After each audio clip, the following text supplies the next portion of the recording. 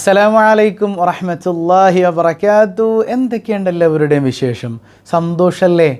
എവിടെ പുഞ്ചിരിച്ചുകൊണ്ട് അൽഹംദുലില്ലാ പറഞ്ഞ് ഈ മനോഹരമായ പ്രഭാതത്തിൽ ഒരു പുഞ്ചിരി കടന്നു വരട്ടെ. എവിടെ മനസ്സറിഞ്ഞൊന്ന് ചിരിച്ചുകൊണ്ട് അൽഹംദുലില്ലാ പറഞ്ഞ് അൽഹംദുലില്ലാഹി റബ്ബിൽ ആലമീൻ.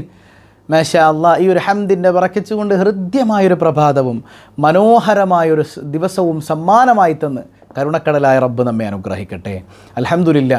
ഏതൊരു കാര്യവും ഹംദ് കൊണ്ട് നമുക്ക് തുടങ്ങാൻ പറ്റുന്നുണ്ടല്ലോ, വല്ലാത്തൊരു അനുഭൂതിയാണത്. അതിൻ്റെ ഒരു പ്രതിഫലനം ജീവിതത്തിൽ ആസ്വദിക്കുന്ന എത്ര ആളുകളുണ്ട് അല്ലേ? എല്ലാത്തിനും ഉപരി നാളെ പരലോകത്ത് ചെല്ലുമ്പോഴായിരിക്കും അതിൻ്റെ ഏറ്റവും വലിയ മഹത്വം നമുക്ക് മനസ്സിലാക്കാൻ പറ്റുന്നത്.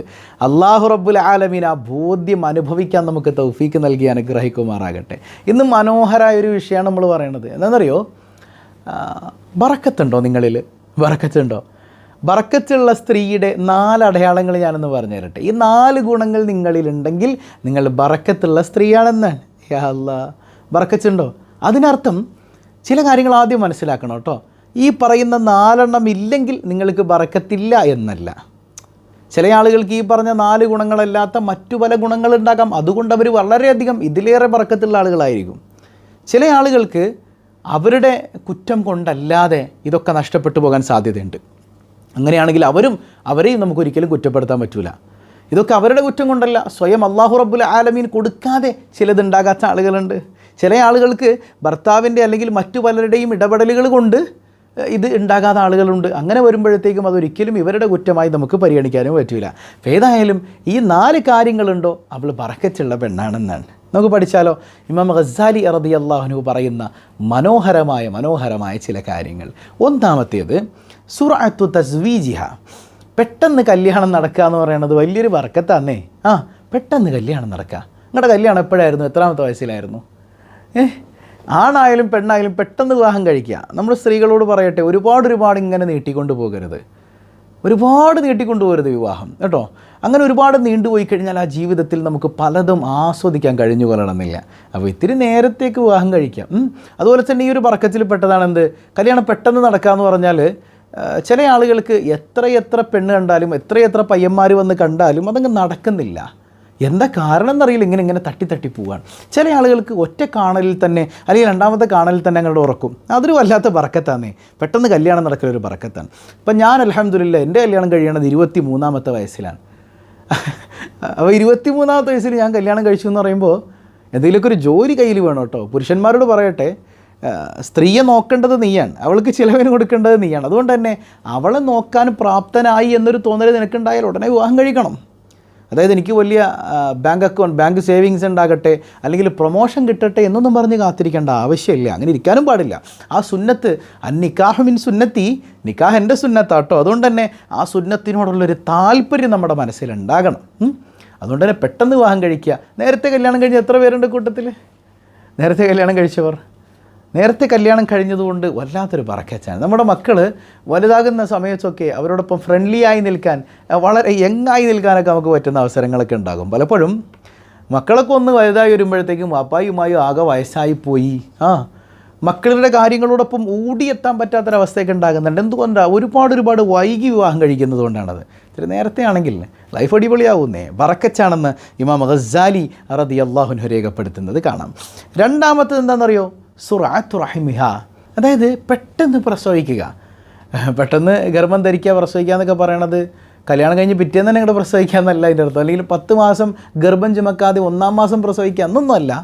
കല്യാണം കഴിഞ്ഞിട്ട് ചില ആളുകൾക്ക് ചില താല്പര്യങ്ങൾ, അതായത് ദീനിയായ താല്പര്യങ്ങളൊന്നുമല്ല, നമ്മളിങ്ങനെ നമ്മുടേതായ ചില താല്പര്യങ്ങളിൽ ഗർഭം ധരിക്കൽ ഇങ്ങനെ നീട്ടിക്കൊണ്ടു ഒരു 4-5 കൊല്ലം കഴിയട്ടെ. ഇപ്പം നമ്മൾ യൂത്തല്ലേ എന്നാണ്.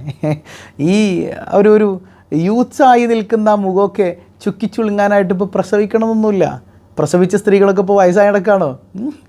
ഇന്ന് പ്രസവിച്ച് കഴിഞ്ഞ അല്ലെങ്കിൽ ഗർഭം ധരിച്ചു കഴിഞ്ഞ സഹോദരിമാർ എത്ര പേർ മനോഹരമായി അൽഹംദുലില്ലാ പൂർവാധികം സൗന്ദര്യമുള്ളവരായിട്ട് ഇന്ന് ജീവിക്കുന്നുണ്ട്. എത്ര മനോഹരമാണ് അവരുടെ ലൈഫ്. പക്ഷെ പലപ്പോഴും ഈ ഒരു കാരണത്തിൻ്റെ പേരിൽ പല സഹോദരിമാരും ഗർഭം ധരിക്കാൻ ഇഷ്ടപ്പെടുന്നില്ല എന്നുള്ളതാണ്. അത് വലിയൊരു അപരാധമാണ്. എത്ര ആളുകൾ എനിക്ക് പരിചയമുണ്ടെന്നറിയോ? കല്യാണം കഴിഞ്ഞിട്ട് 4-5 കൊല്ലം ഇങ്ങനെ നീട്ടിക്കൊണ്ടുപോകും. ഇങ്ങനെ നീട്ടിക്കൊണ്ടുപോയിട്ട് എന്ത് ചെയ്യും? ലാസ്റ്റ് ഇവർ ട്രൈ ചെയ്യുന്ന സമയത്ത് ഗർഭം ധരിക്കുന്നില്ല, മക്കളില്ലാതെ വേദനിക്കുകയാണ്, ഒരുപാട് ഹോസ്പിറ്റലുകൾ കിടന്നിങ്ങനെ ഓടുകയാണ്.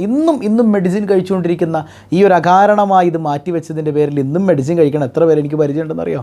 എത്ര ആളുകൾ പരിചയമുണ്ട്. അള്ളാഹുവിൻ്റെ ഒരു വരദാനാണെന്നേ മക്കൾ. അള്ളാഹു റബ്ബുൽ ആലമീൻ തരുന്നൊരു അനുഗ്രഹമാണ്. അള്ളാഹു ആ അനുഗ്രഹം കൊടുക്കാത്ത എത്രയോ പേരുണ്ട്. മക്കളില്ലാതെ ഹോസ്പിറ്റലുകൾ കയറി ഇറങ്ങുന്ന എത്രയെത്ര ആളുകളുണ്ട്. ആ ഒരു ബോധ്യം നിങ്ങൾ മനസ്സിലാക്കിയാൽ മതി, ആ ഒരു കാര്യം നിങ്ങൾ മനസ്സിലാക്കിയാൽ മതി. ആ ബോധ്യത്തിൽ നിന്നിട്ട് കുഞ്ഞുങ്ങളുണ്ടാകാനുള്ള കാര്യങ്ങളിലേക്ക് കടക്കണം എന്നാണ് ഹബീബായ സല്ലല്ലാഹു അലൈഹി വസല്ലം തങ്ങൾ പറയുന്നില്ലേ, നിങ്ങൾക്ക് ധാരാളം കുട്ടികളുണ്ടാവട്ടെ, ദാരിദ്ര്യം ഭയന്ന് ഒരിക്കലും നിങ്ങൾ സന്താനങ്ങളെ വേണ്ടാന്ന് വെക്കരുത് എന്നാണ്. ഇച്ചിരി പൈസ ടൈറ്റാണ്, ഇച്ചിരി കഴിഞ്ഞിട്ട് പിള്ളേരാവുക, അങ്ങനെ ഒരിക്കലും വേണ്ടാന്ന് വെക്കരുത്. പിന്നീട് ടൈറ്റ് ചിലപ്പോൾ അള്ളാഹു കൂട്ടിത്തന്നാലോ, ചിലപ്പോൾ നമുക്ക് ഈ ഒരു അള്ളാഹുവിൻ്റെ ഹബീബിൻ്റെ സുന്നത്തെടുക്കാൻ വേണ്ടിയിട്ട് അല്ലെങ്കിൽ അള്ളാഹുവിൻ്റെ ദീനിനോടുള്ള താല്പര്യം കൊണ്ട് നമുക്ക് കുട്ടികൾ ആയി എന്ന് വെക്കുക, സമ്പത്ത് അള്ളാഹു വർദ്ധിപ്പിച്ച് തന്നാലോ, ഒക്കെ റബ്ബിൻ്റെ കയ്യിലുള്ള കാര്യമല്ലേ. അപ്പോൾ സമ്പത്തിന് വേണ്ടി മക്കളെ വേണ്ടാന്ന് വെക്കുന്നൊരവസ്ഥ ഒരിക്കലും ഉണ്ടാകാൻ പാടില്ല കേട്ടോ. ഹബീബായ സയ്യിദുന റസൂലുള്ളാഹി സ്വല്ലല്ലാഹു അലൈഹി വസല്ലമ തങ്ങൾ തന്നെ പറയുന്നുണ്ട്, ഞാനിങ്ങനെ അഭിമാനിക്കുന്ന ആളെ മറ്റുള്ള പ്രവാചകന്മാരുടെ മുമ്പിലൊക്കെ എൻ്റെ ഉമ്മത്തിലായിരിക്കും ഏറ്റവും കൂടുതൽ ആളുകൾ. അതുകൊണ്ട് തന്നെ ഒരു മാംസപിണ്ഡത്തെ പ്രസവിക്കപ്പെട്ട ഒരു പെണ്ണാണെങ്കിലും ആ മാംസപിണ്ഡത്തെ കാണിച്ചിട്ട് ഞാൻ അഭിമാനം പറയും എൻ്റെ ഉമ്മത്തിൽപ്പെട്ട ആളാന്നാ.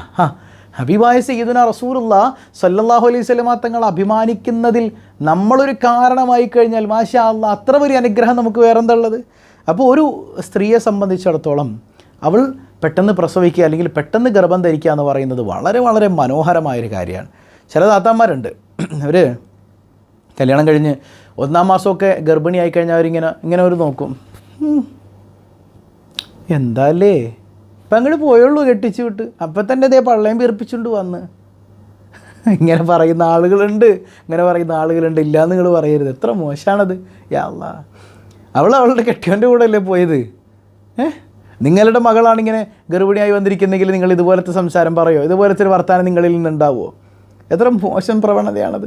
ഇനി കല്യാണം കഴിഞ്ഞിട്ട് ഒരു 6 മാസം കഴിഞ്ഞവർ ചോദിക്കും, ഒന്നും ആയില്ല അല്ലേ മോളെ, ഒന്നും ആയില്ല അല്ലേ, ഓഫ് ഇവരാക്കി കൊടുക്കുമോ, ഇവരതിന് നടക്കണവരാ? ഈ ഒരു ചോദ്യം കാരണം വേദനിക്കുന്ന ഒരുപാട് ആളുകളുണ്ടെന്ന്. അതായത് കല്യാണം കഴിഞ്ഞിട്ട് ചിലപ്പോൾ 1 കൊല്ലമായി 2 കൊല്ലമായി ഇവർ കുട്ടികൾക്ക് വേണ്ടി ട്രൈ ചെയ്യുന്നുണ്ട്. എത്ര ട്രൈ ചെയ്താലും അള്ളാഹ് കൊടുക്കണ്ടേ. അള്ളാഹു റബ്ബുൽ ആലമീൻ ആ ഒരു സമയം അവർക്ക് വിധിക്കാത്തതുകൊണ്ട് തന്നെ കുഞ്ഞ് ജനിച്ചിട്ടില്ല. 1-2 കൊല്ലാകുമ്പോഴത്തേക്ക് ഇങ്ങനെ ചോദിക്കും, എന്തായിട്ട് വല്ല വിശേഷമായ? ഇതെന്നെ കാണുമ്പോൾ വിശേഷമായ, നല്ല വിശേഷം, എന്താടി വിശേഷം, നല്ല വിശേഷം, അതെല്ലാം മോളെ ഒന്നും ആയില്ലേ. ഇതിനായിട്ട് നടക്കുന്ന കുറേ താത്താന്മാരുണ്ട്. ഒരിക്കലും ഒരാളെയും വേദനിപ്പിക്കരുത് കേട്ടോ. കുഞ്ഞിൻ്റെ പേര് പറഞ്ഞിട്ട് മക്കളില്ലാതെ വേദനിക്കുന്ന എത്രയോ പേരുണ്ട് നമ്മുടെ ഗ്രൂപ്പിൽ അല്ലേ. അള്ളാഹു റബ്ബുൽ ആലമീൻ കരുണക്കടലാണ്, കരുണാവാരിധിയാണ് അവൻ. അള്ളാഹു റബ്ബുൽ ആലമീൻ സ്വാലിഹീങ്ങളായ സന്താനങ്ങൾ നൽകി അനുഗ്രഹിക്കുമാറാകട്ടെ. 3-ാമത്തേത്, അപ്പോൾ ബർക്കത്തുള്ളൊരു പെണ്ണിൻ്റെ 2 ലക്ഷണങ്ങൾ നമ്മൾ പറഞ്ഞു. 1 പെട്ടെന്ന് കല്യാണം നടക്കുക, 2 വേഗം പ്രസവിക്കുക. 3-ാമത്തേത് ഖില്ലത്തു മഹരിഹ, മഹർ ചുരുക്കുക. മഹർ ചുരുക്കുക എന്ന് പറഞ്ഞാൽ ഇസ്ലാമിനെ സംബന്ധിച്ചിടത്തോളം മഹർ തീരുമാനിക്കേണ്ടത് പുരുഷനല്ല. മഹർ തീരുമാനിക്കേണ്ടത് ആരാണ്? മഹർ തീരുമാനിക്കേണ്ടത് പെണ്ണാന്നേ. എനിക്ക് ഇത്ര മഹർ വേണമെന്ന് അവൾ പറയണം, ആ മഹർ നമ്മൾ കൊടുക്കേണ്ടത്. പക്ഷേ ഇന്നൊക്കെ നടക്കണേ എന്താ, ചെക്കൻ തീരുമാനിക്കുക എത്ര മഹറാന്നല്ലേ, അതുകൊണ്ട് നമ്മളങ്ങോട്ട് കൊടുക്കും ഒരു ഔദാര്യം പോലെ. അല്ലല്ല, അത് ഔദാര്യമല്ല, അത് അവളുടെ അവകാശമാണ്, അവൾക്ക് കിട്ടേണ്ട മുതലാണ്, അത് അവളുടെ മുതലാണ്. മനസ്സിലാകുന്നുണ്ടോ?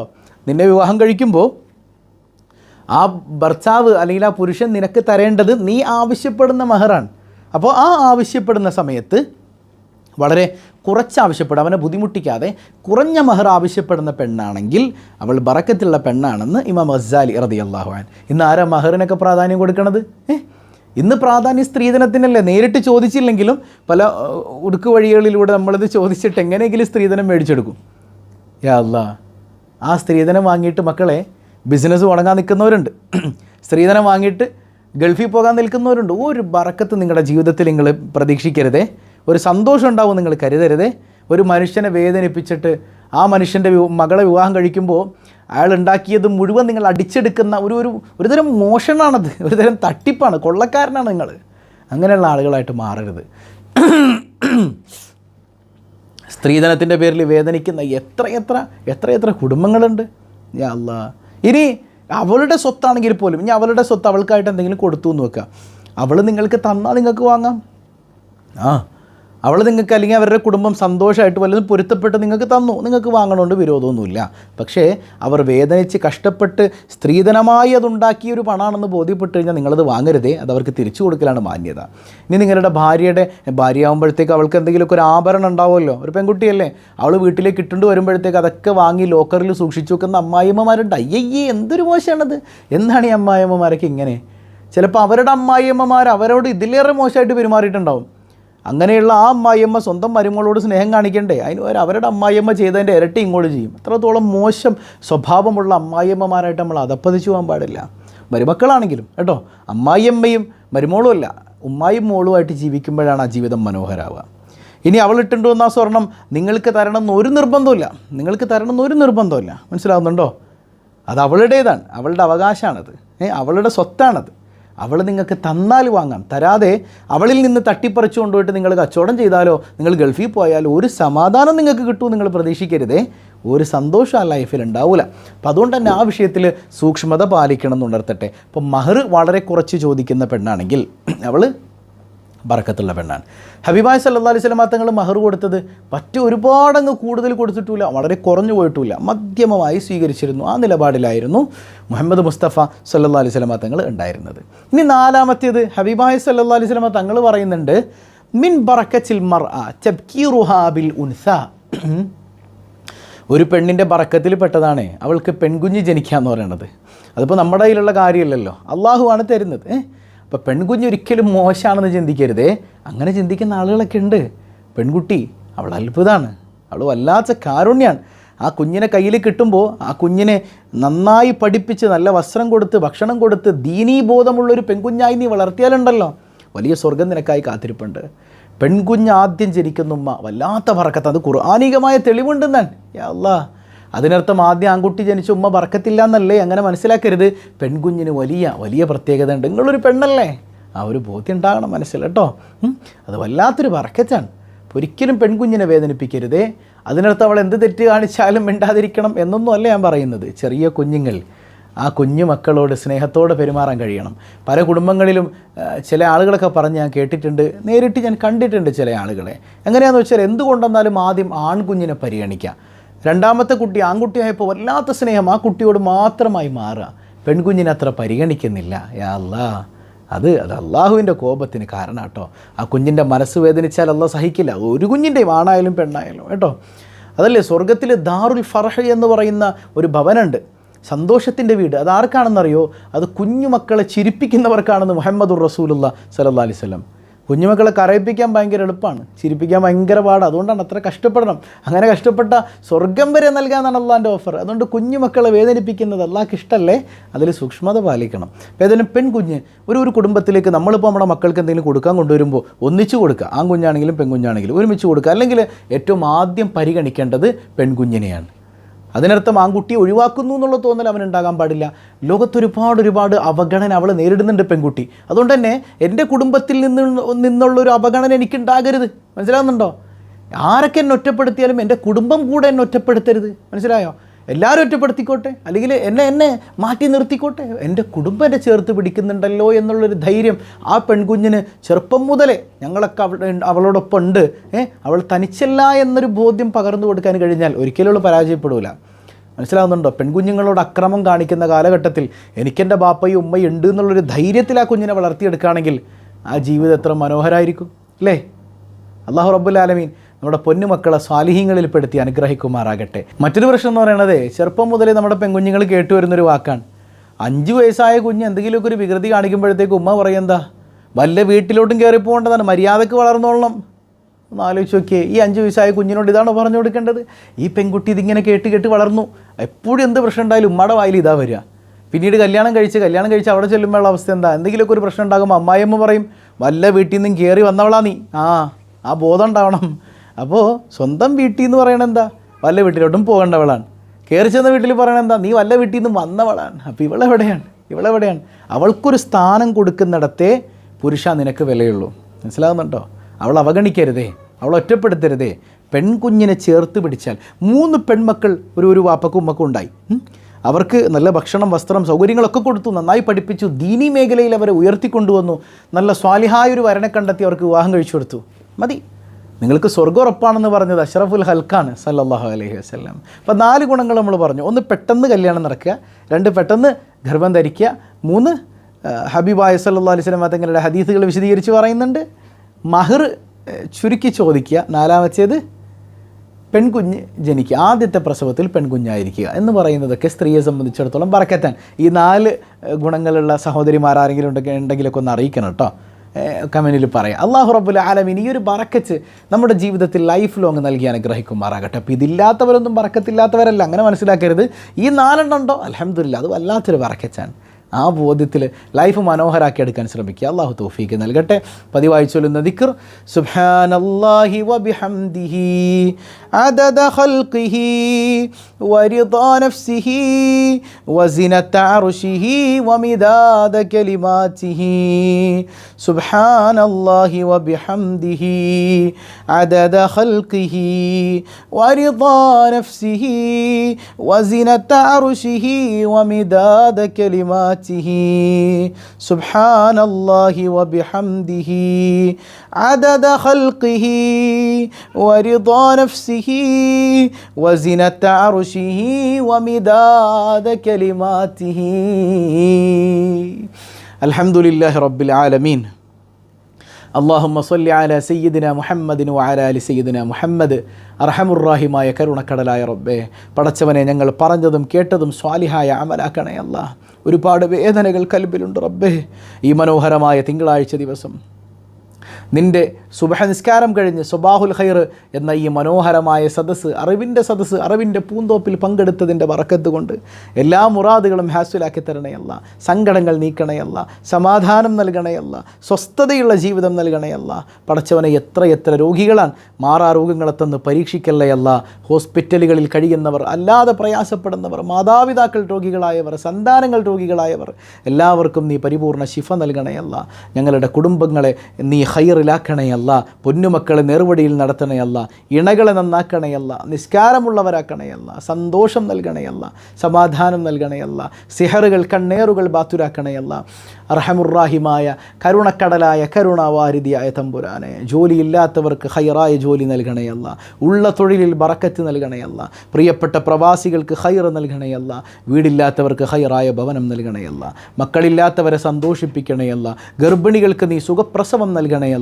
അർഹമുർറാഹിമായ കരുണക്കടലായ കരുണാവാരിധിയായ തമ്പുരാനെ, പടച്ചവനെ ഞങ്ങളിൽ നിന്ന് മൺമറഞ്ഞ ധാരാളം ആളുകൾ, എല്ലാവർക്കും നീ മഗ്ഫിറത്ത് നൽകണയല്ല, ഖബറിടം പ്രകാശപൂരിതമാക്കണയല്ല, സന്തോഷം നൽകണയല്ല, പാപങ്ങൾ പൊറുക്കണയല്ല, ഞങ്ങളുടെ മാതാപിതാക്കളെ നീ അദാബിലാക്കല്ലയല്ല. അർഹമുർറാഹിമായ തമ്പുരാനെ, എപ്പോഴാണ് മരിക്കുന്നതെന്നറിയില്ല റബ്ബേ.